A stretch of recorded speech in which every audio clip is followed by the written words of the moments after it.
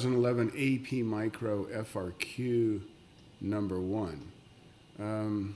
This is obviously a monopoly. We've got that downward sloping demand curve and a separate marginal revenue curve that is below it. So we know we're at a monopoly. They do tell us it's a monopoly. They want to maximize their profit, indicate the monopolist price. Well, now, do recognize that the demand curve is, if this is your MR, marginal revenue, this has to be your DARP. This is demand, average revenue, and your price. So this is your price curve here. Everything we do to get a price has to bounce off of that. So we're going to go where profit max is, and profit max is always where marginal revenue equals marginal cost. That tends to be the first thing we find is our profit max. At a profit max where marginal revenue and marginal cost come together, our quantity is 8. We go straight up, we bounce off of our price curve or our demand curve, and we can see that our price is 24. All right. When the output is 8 units, what is the profit per unit? I think this is the only FRQ ever to ask that question. Lucky us.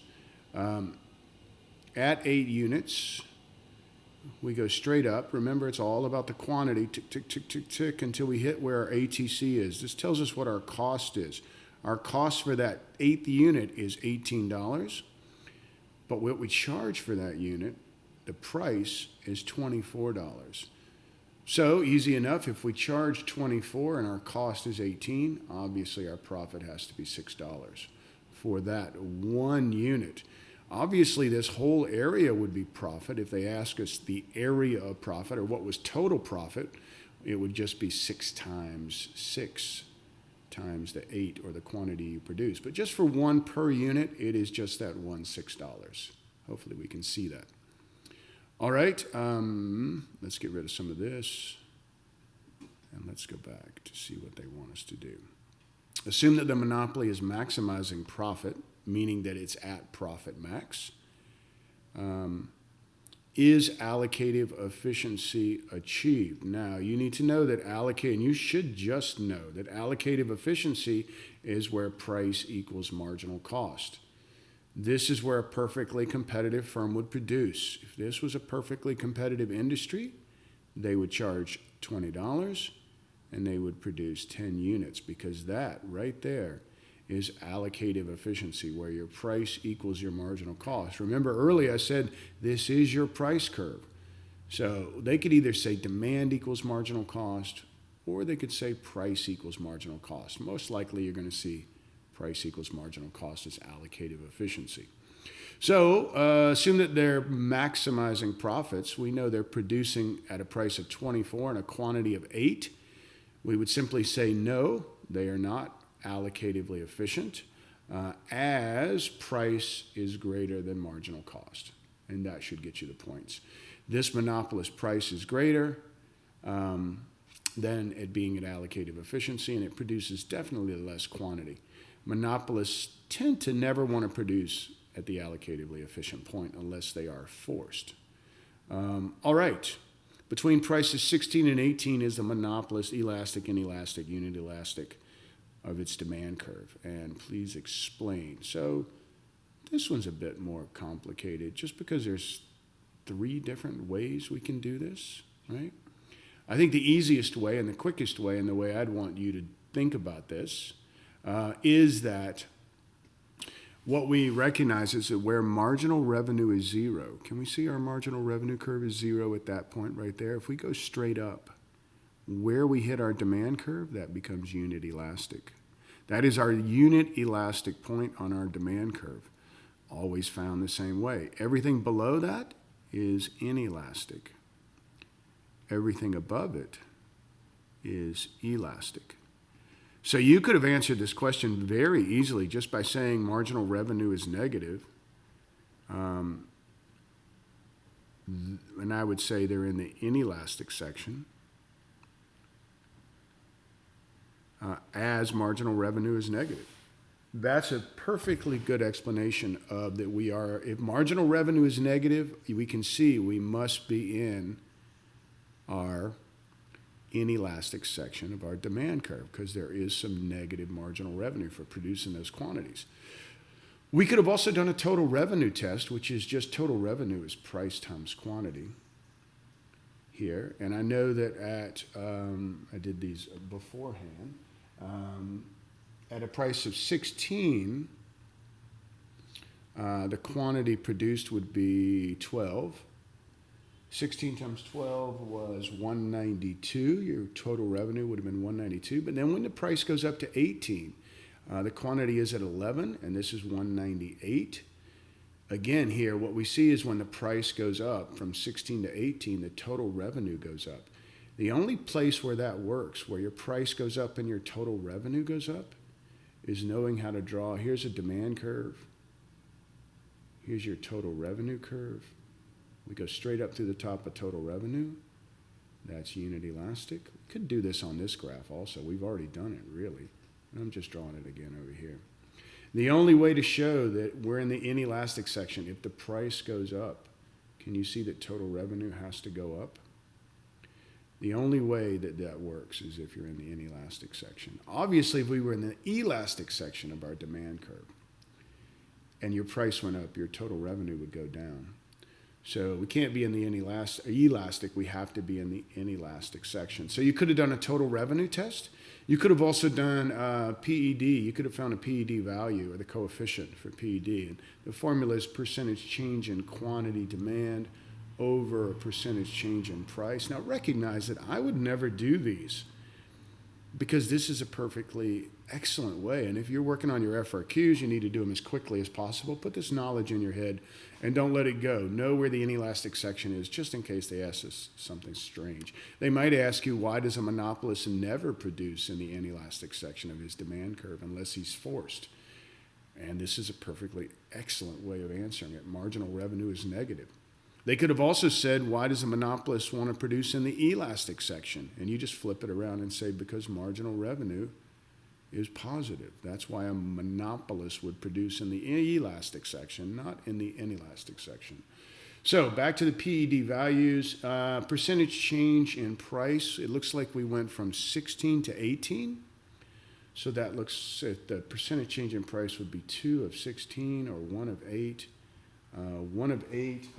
I'm a decimal guy. So 1 of 8 would be 0.125, I think. And then the percentage change in quantity demand looks like we went from 12 to 11. So that's 1/12 there, and 1/12 is 0.083. If we do the math here and divide, what we're going to get is 0.66. Again, 0.66 is obviously less than 1.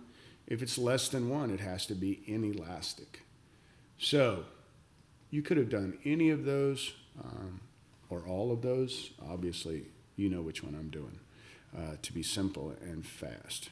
Assume the regulator set an output at 11 units. All right, let me get rid of some of this and see if we can think about that for just a second. If we are at 11 units and they force us to produce at 11 units, our price has to be $18.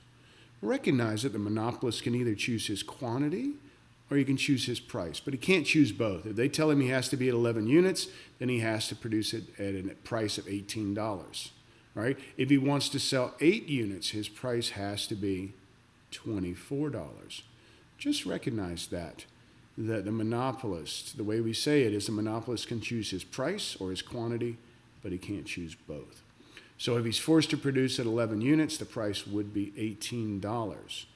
At that point right there, where your price equals your ATC, what we should know is that that's break even. Right? If our price equals our ATC, we could call it break even or fair return, either one. They don't tend to use fair return anymore, but they do use break even quite a bit. We know at break even we are making 0 economic profits. We could also have said that we're making a normal profit. Those are the same thing. Normal and 0 economic profits are absolutely the same thing. So, are we making positive? No. As we are at break even, at zero economic profit. All right, is accounting positive? I just had a stroke. Is the monopolist earning positive accounting profit? Obviously, if we're at zero economic profit, it implies we're covering all of our explicit and all of our implicit costs. Accountants only look at explicit. So they would say if we're just covering our explicit costs, we would be breaking even, but we're also making enough money to cover all of our implicit costs or our opportunity costs. So the understanding here is our accounting profit is always positive. And we don't have to explain it. But it's always positive if we're at break even. All right. Assume regulators impose a price ceiling of $22. Let's get rid of some of this. There we go. If they impose a price ceiling at $22, this is our new price, right? Here's our price ceiling. This implies that this price ceiling, since we are being forced to charge that price, that would become our marginal revenue curve. That's our new marginal revenue curve right there. Obviously, they're saying, what is the marginal revenue for the 8th unit?